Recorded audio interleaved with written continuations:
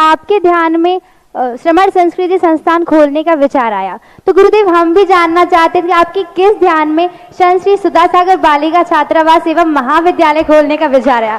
कृपया समाधान करें गुरुदेव। नमोस्तु।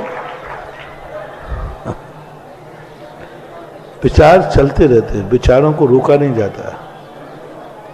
तो बालिकाओं को आज दुनिया में जो बालिकाओं के संस्मरण है, हमें सबसे ज़्यादा इस संबंध में, जब मैं कोटा में था, वहाँ एक बालक ने और एक बालिका ने अलग अलग समय पर, बालक ने कहा रात्रि भोजन का मेरा त्याग है, मुझे आहार देते समय त्यागा था, और 6 महीने से वो एक टाइम भोजन कर रहा था। वो आया, महाराज जी मैं क्या करूं, एक टाइम भोजन करता हूं तो पढ़ाई पे फर्क पड़ेगा, और यहां दिन में कहीं मिलता नहीं है। अब मैं धर्म बचाऊं या जीवन बचाऊं, दोनों में से एक होना पड़ेगा। मैं आज तक कभी किसी प्रश्न के उत्तर में मौन नहीं होता। वो प्रश्न पूरा नहीं कर पाता, मैं कहता बेटा उत्तर आ गया, चुपचाप बैठा। पहली बार है जो मैं उसका उत्तर नहीं दे पाया,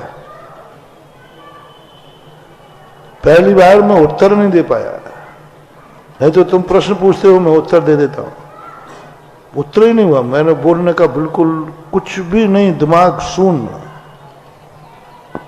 मैंने उससे कहा बेटा इसका जवाब मैं कल दूंगा।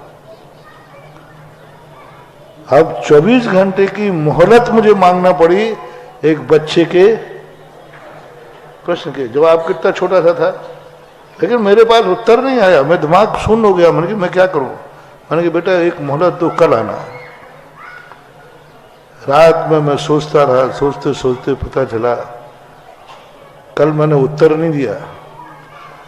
मैंने ये प्रश्न समाज के सामने रखा, और मेरे रखने का तरीका ऐसा था कि उस बच्चे के आने के पहले ही घोषणा हो गई कि यहाँ हॉस्टल बनाया जाए जिसमें दिन में भोजन मिलेगा। जब शाम को दोपहर में 3 बजे के क्लास के बाद आया, मैंने कहा बेटा धर्म भी बचेगा और जीवन भी बचेगा। ऐसे ही दूसरे चतुर्मास के बाद जब वहां गया तो एक बच्ची ने अपने आप बीती सुनाई। हम किस ढंग से रह रहे हैं, हमारे साथ क्या हो रहा है, हम कैसे जी रहे हैं, उसकी पूरी कहानी सुना करके मैं दहल गया। दूसरे दिन ही बालिका छात्रावास की स्थापना हो गई। मतलब वैसे मेरे लिए कोई फर्क नहीं पड़ता, लेकिन मैं दहल गया, जैसे तुम्हारे संस्थान के लिए दहल गया था ना, ऐसा ही जब देखा कि आज सारी बच्चियां, युवा बच्चियां जितने हैं, बहुएं हैं, माताएं हैं, किशनगढ़ में देखा कोई धर्म को पढ़ने को तैयार नहीं, पढ़ाने को तैयार नहीं, पाठशाला के लिए कुछ नहीं, सब जीरो, कुछ नहीं। बहुएं नहीं है, अभी वो शुद्धि बोलना नहीं जानती, उनको यही ज्ञान नहीं है कि महाराज को नमोस्तु बोलना है, उन्हें यही ज्ञान नहीं है कि भगवान के दर्शन स्थिति क्या है। जब देख करके 2-4 लोगों से पूछा तो मैंने कहा ऐसे में तो सारी समाज बर्बाद हो जाएगी। उसी समय बेनारा जी, शीतल जी आए थे, तो चर्चा चली कि ऐसा कैसे संभव है क्या, क्योंकि बच्चियों के लिए ऐसा कोई स्थान था ही नहीं। 2000 वर्ष में अभी तक कोई भी रिकॉर्ड नहीं है कि कहीं बच्चियों को पढ़ाने का शास्त्रीय आचार्य के छात्रावास हो। लड़कों के तो थे, गणेश प्रसाद वर्णी जी ने किनके खोले थे, बहुत स्कूल खोले, और छात्रावास भी बहुत थे। मुरैना है, सागर है, साड़ूमल है, बरुआ सागर है, मड़ावरा है, बनारस है, बहुत सारे स्थानों पे खोले थे। तो ये तो सब, लेकिन बच्चियों का छात्रावास कहीं नहीं।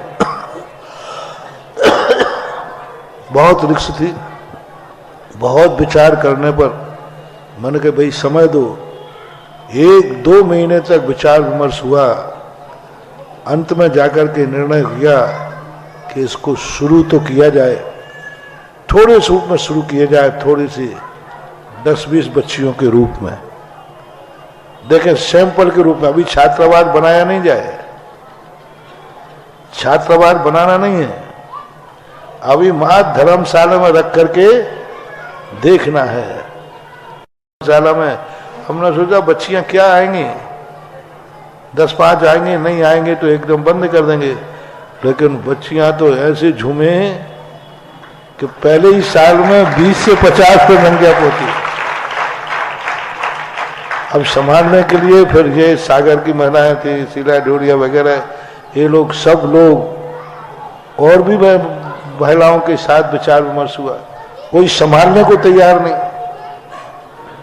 अब इनको संभालना तो बहुत टेढ़ी खीर है। बच्चे लोग ईर्ष्या करते हैं, आप लोग ईर्ष्या करते हो, बहुत ईर्ष्या करते हो। हमेशा बच्चियों को सुविधाएं दी जाती हैं। देखो बच्चियों को एसी में रोका, हमें डाल दिया महावीर चिकित्सालय में। मैं सब जानता हूं, इतना नहीं, तुम ये मत समझना कि मैं कोई, मेरी खोपड़ी बहुत तेज है। तुम समझो ये कौन है, ये तुम्हारे में से किसी की बहनें हैं।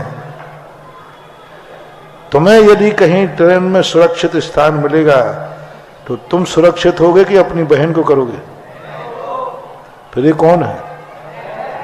फिर यदि तुम्हारे जीवन में सुरक्षा का सवाल आवे, तुम कहीं जंगल में हो, कहीं भी हो दुनिया में, या तो तुम सुरक्षित हो या तुम्हारी बहन सुरक्षित है, तो तुम किसे सुरक्षित करोगे? बहन को। तो तुम्हें तो ईर्ष्या के स्थान पर यह करना चाहिए, हम भली पंडाल में सो जाएंगे लेकिन हमारी बहनें कमरे में सोएंगी, क्योंकि इनका जीवन रक्षा करने के लिए ज्यादा है। रक्षा करना इनकी बहुत जरूरी है,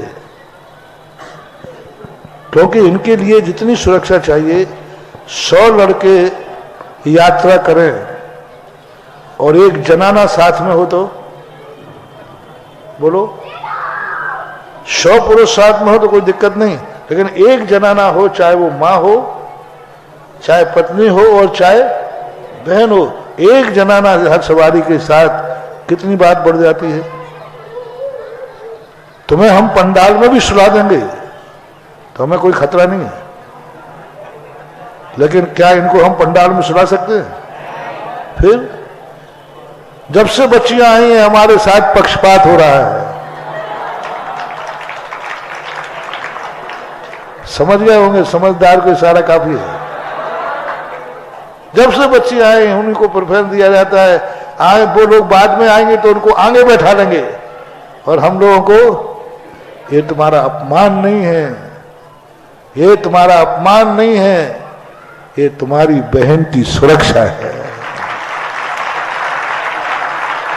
ये अपमान नहीं है, ये नारी जाति की सुरक्षा है। उसे तुम अपमान न दिया करो कि अपमान है। आज उनको धर्मशाला में रोका गया, तुम्हारा अपमान नहीं किया गया, उनको सुरक्षा प्रदान की गई। कौन तुम्हारा अपमान करेगा? किसके ऐसे भाव है? तो ऐसे लेकर के ये आया। फिर बहुत सारी महिलाओं की, अभी तक हमने महिलाओं के सदस्य नहीं बनाए थे, फिर महिलाएं सदस्य बनाए, फिर 1 लाख रुपया कौन महिला दे, फिर ये सब लोग महिला सदस्य बने। मंजू छावड़ा हैं, राणा जी की पत्नी, क्या नाम, रेणु जी हैं, वंदना जी हैं, सुशीला पाटनी वगैरह, ये सब। फिर एक समूह तैयार हुआ। अब वो समूह संभाल रहा है। हम तो निर्देशन दे सकते हैं, हमारी मर्यादा है, हमारी भावना है, बाकी संभालना तो समाज को है। समाज तो ऐसी सामाजिक विपरीत परिस्थितियों को देख करके कुछ भाव आया। बुझते हुए दीपकों को इस हवा के झोंकों से मेरे हाथ लगाने से बचता है, तो मैंने कहा चलो हाथ लगा देते हैं। बाकी भौतिकता की आंधी जो चल रही है, उस आंधी को तो मैं रोक नहीं सकता, बस इतना ही कर सकता हूं कि मेरे पास जो दीपक आए उसमें मैं अपने हाथ की चिमनी लगा सकता हूं। चिमनी होती ना, चिमनी, बस भौतिकता की आंधी को हम नहीं रोक सकते। अब जो अपने पास आएगा अपन उस पर अपनी चिमनी लगा देंगे। अब कोई चिमनी को उखाड़ के फेंक देवे तो मैं क्या करूं?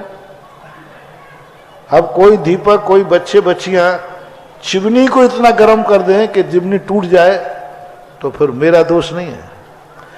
इतनी सारी सुरक्षा देने के बाद भी बच्चे बच्चे तुम लोग गड़बड़ करो तो फिर मेरा दोष नहीं है। मेरे पास तो जितनी चिमनी है उतनी ही लगा दूंगा। ऐसे भाव के कारण एक संस्कृति, संस्कार जीवित हो, जितना बचा सकता हूं बचा रहा हूं।